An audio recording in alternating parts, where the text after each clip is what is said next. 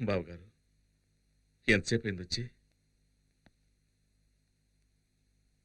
సాయంత్రమే వచ్చాను. మీరు వస్తారని ఇంతసేపు వెయిట్ చేస్తున్నాను. కొంచెం మీతో పర్సనల్గా మాట్లాడాలి. బయటకు వస్తారా?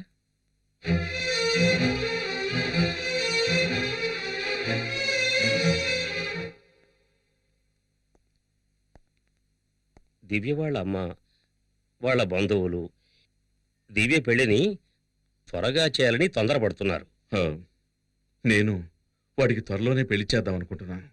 అప్పుడే వాడికి బాధ్యత తెలుస్తుంది. ఎస్ఐ సెలక్షన్లో పాస్ అయ్యాడు. త్వరలోనే ఉద్యోగం వచ్చేస్తుంది.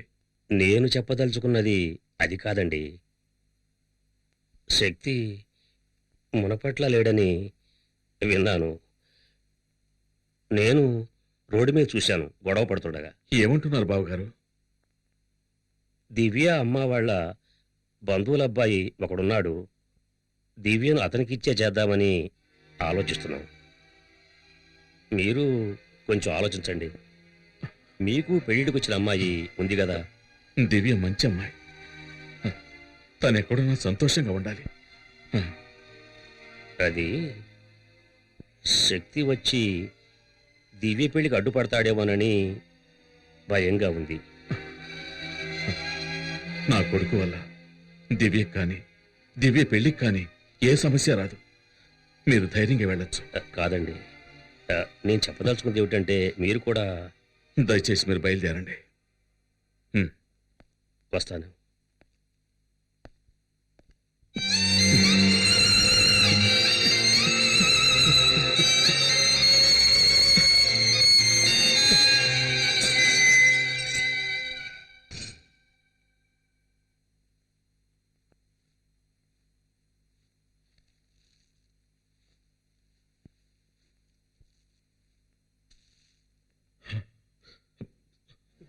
శక్తి, నిన్ను ఈ పరిస్థితిలో చూడలేకపోయానురా. అందుకే ఆవేశంలో ఏం చేయాలో తెలియక కొట్టానురా. నాకు తెలుసు నాన్న. నువ్విక ఇంటికెళ్ళు. అమ్మని బాధపడదని చెప్పు. శక్తి, ఇదిగో తిను. ఇంట్లో ఇంకా ఎవరు ఏం తినలేదురా. తినరా.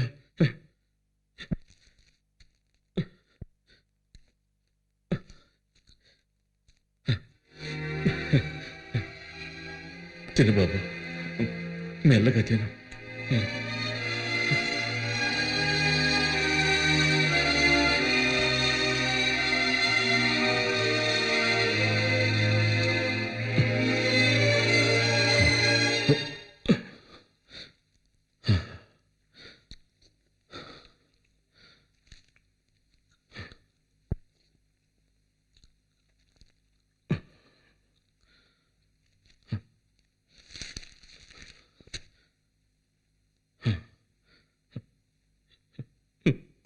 వీడితో ఎలా చెప్పాలి?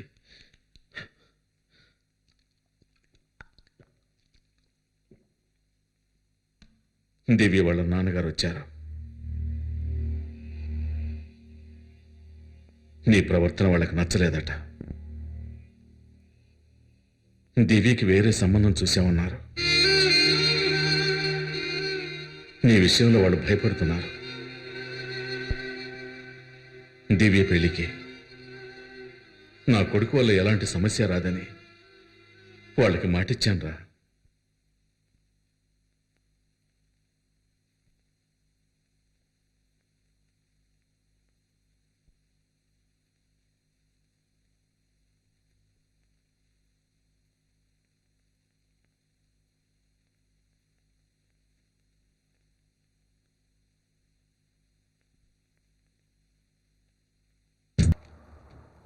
ఈపీకి నేనెవరో తెలియక నాతో వాదిస్తున్నాడు.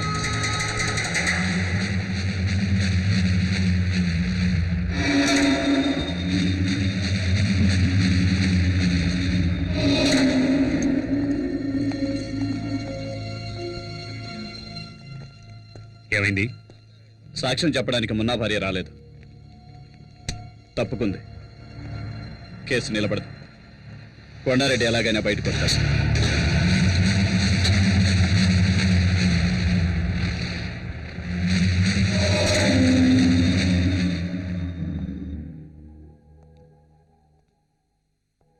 చూడు శక్తి, నువ్వు గనక ఎస్ఐ అయితే పోలీస్ డిపార్ట్మెంట్ మొత్తం నీ వెనకే ఉంటుంది. నువ్వు అనుకున్నవన్నీ సాధించవచ్చు. కానీ అంతవరకు నీకు కావాల్సింది సేఫ్టీ ప్లేస్. అది ఈ ఊళ్ళో దొరుకుతుందన్న నమ్మకం నాకు లేదు. అందుకని నీ చెప్పేది ఏంటంటే కొన్నాళ్ల వరకు ఈ ఊరు వదిలేసి రాజమండ్రి వెళ్ళిపో. ఏంటి ఆలోచిస్తున్నావు? మీ నాన్న అభిప్రాయం కూడా ఇదే. రమేష్ గారికి పెళ్లి చూపులు జరిగాయి. వీడి మోహన్ చూసి వాళ్ళు ఊరిల్లేక ఉత్తరం రాస్తున్నారు. వీడి టెన్షన్ అయిపోయాడు. ఏ ఆ అమ్మాయిది పక్కిల్లే కదా. వీడు నచ్చలేదని ఎంత నాజుగ్గా చెప్పారో చూడు. సరే అది వదిలే, వీడి గురించి ఇంకో మ్యాటర్ చెప్తాను విను. శక్తి, దివ్యరా?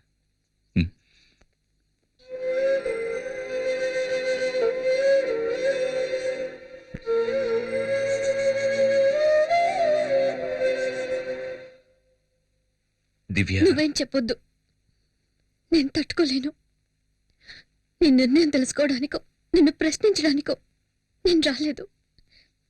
నువ్వు ఇక్కడికి వచ్చావని తెలిసింది, చూడాలనిపించింది.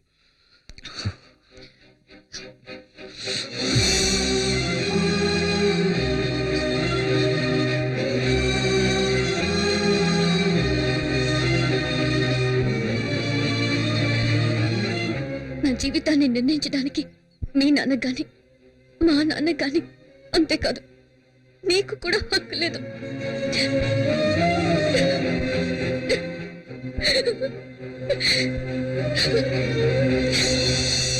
దివ్య, దివ్య ఏడుస్తూ వెళ్తుంది. దివ్య ఏడుస్తూ వెళ్తుందిరా, పిలవరా. వద్దురా, వెళ్ళనివ్వు. ఇప్పుడు తనని నేను ఓదార్చానంటే ఆ తర్వాత జీవితాంతం తను ఏడవడానికి నేనే కారణం అవుతాను. నా జీవితం అంతా నన్ను కాదని జరుగుతుంది. ఇది కూడా అంతే. నేను తన మంచిగా ఆలోచించానని ఏదో ఒకరోజు అర్థం చేసుకుంటుంది. ఆ రోజు నన్ను క్షమిస్తుంది.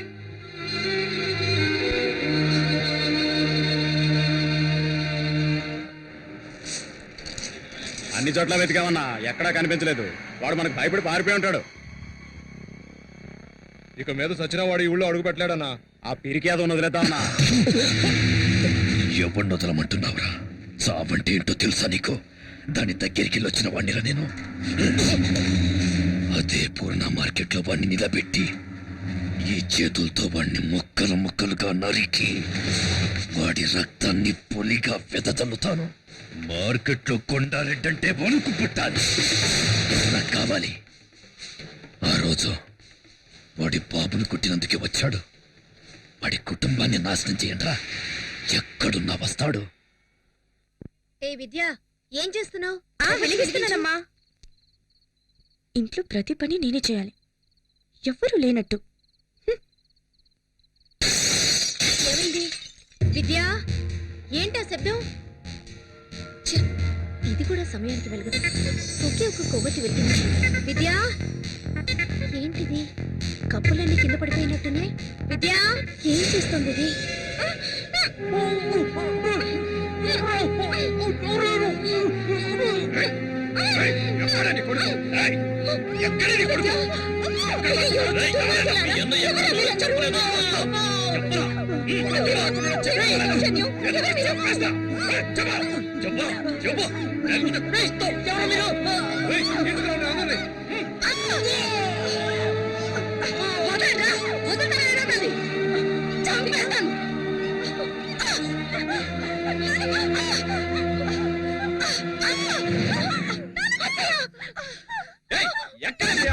చెప్తావా లేదా?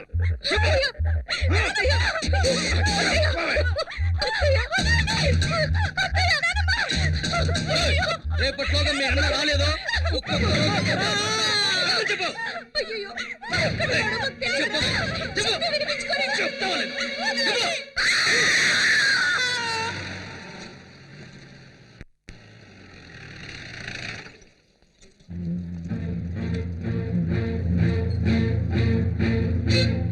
చూసారా జనార్దన్, నేను చెప్పాను కదా, ఈ ఊళ్ళో పోలీస్ కుటుంబాలకే సేఫ్టీ లేదు. కొండారెడ్డి మీద చట్ట ప్రకారం యాక్షన్ తీసుకోవాలి సార్. ఏం యాక్షన్ తీసుకోగలం? కొండారెడ్డిని ఎదిరించి ఎవరు ఏం చేయలేరు జనార్దన్. ఇన్స్పెక్టర్ కూడా ఊళ్ళో లేరు. ఈ టైంలో మన ఇష్టానికి మనం ఎలాంటి యాక్షన్ తీసుకోలేం. దయచేసి నేను చెప్పేది అర్థం చేసుకోండి. కొండారెడ్డి చెప్పాడంటే చేస్తాడు. ఒక్క శక్తి కోసం మీ కుటుంబం మొత్తాన్ని బలి చేసుకోకండి సార్. శక్తి ఎక్కడున్నా ఫోన్ చేసి పిలిపించండి. కొండారెడ్డి కాళ్ళు చేతిలో పట్టుకుని క్షమాపణ అడిగితే సమస్యలన్నీ తీరిపోతాయి. జనార్దన్,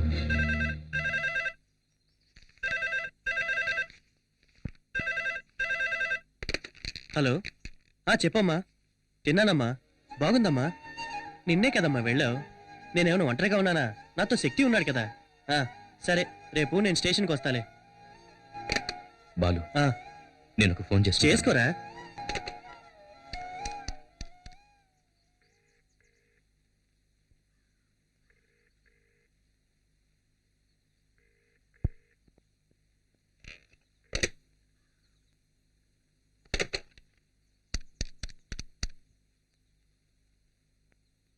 హలో సార్, నేను జనార్దన్ గారి అబ్బాయి శక్తిని మాట్లాడుతున్నాను. నానున్నారా? శక్తి ఎక్కడున్నా?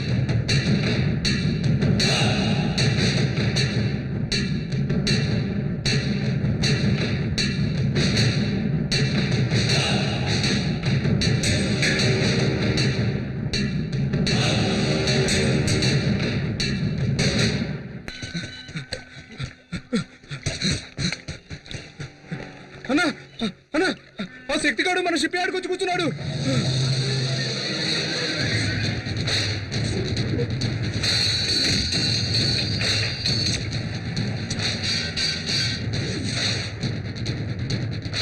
ఏంటో మరి అనేది? నాన్న ఒకటి నడి రోడ్లు అన్యాయంగా కొడుతూ ఉంటే నన్ను చూస్తూ ఊరుకోమంటారు?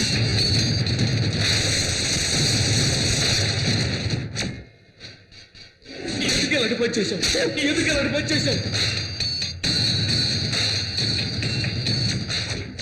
మిగతా ముగ్గురు భవిష్యత్తు ఆలోచించాలి. పో బయటికి.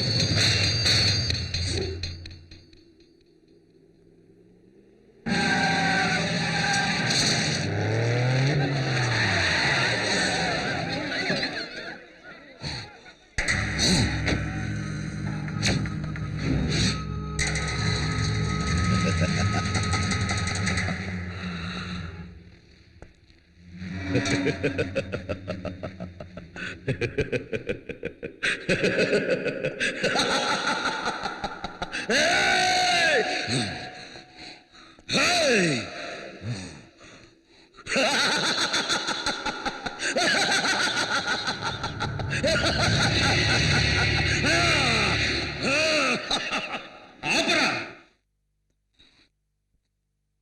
చావడానికి వచ్చాను. రా.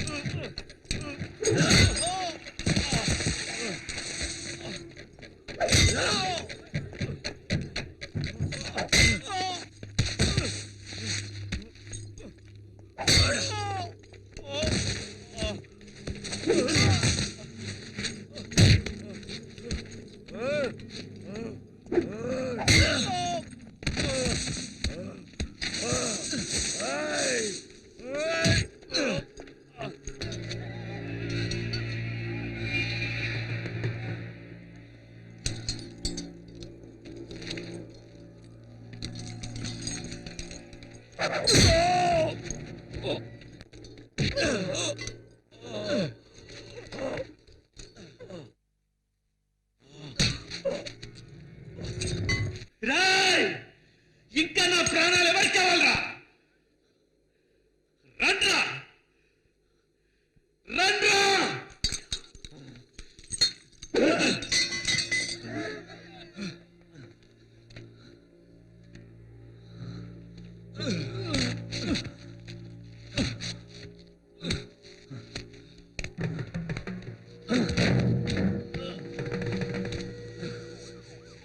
ఇంకా ఎవరు కావాలరా నా ప్రాణాలు రండ్రా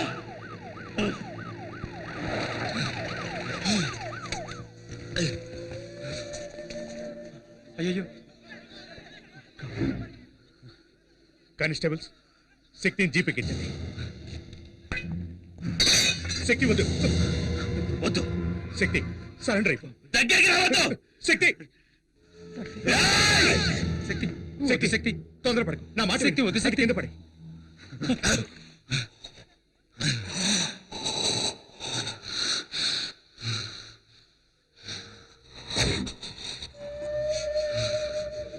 వాడు బతికాడండి మీ కుటుంబాన్ని లేపేస్తాడు.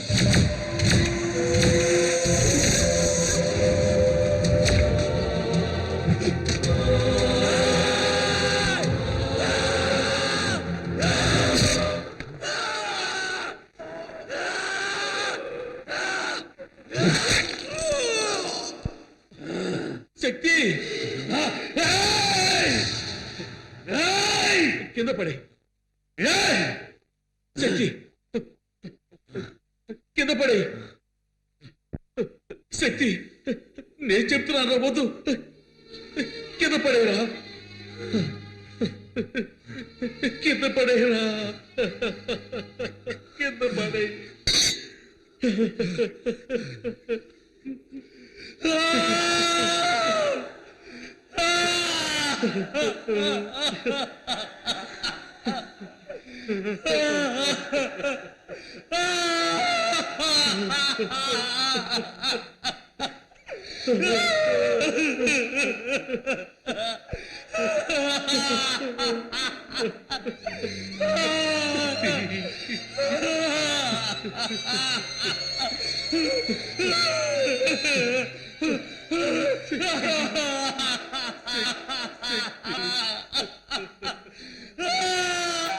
చట్ట ప్రకారం శక్తి నేరస్తుడే అయినా దుర్మార్గుడైన కొండారెడ్డిని ఎదిరించి పూర్ణ మార్కెట్ ప్రజలకు మేలు చేసినందువల్ల అతని సత్ప్రవర్తన భవిష్యత్తుని దృష్టిలో ఉంచుకుని ఐపీసీ సెక్షన్ 97(106) ప్రకారం రాష్ట్రపతి క్షమాభిక్ష కారణంగా శక్తిని ఈ న్యాయస్థానం విడుదల చేయడమైనది.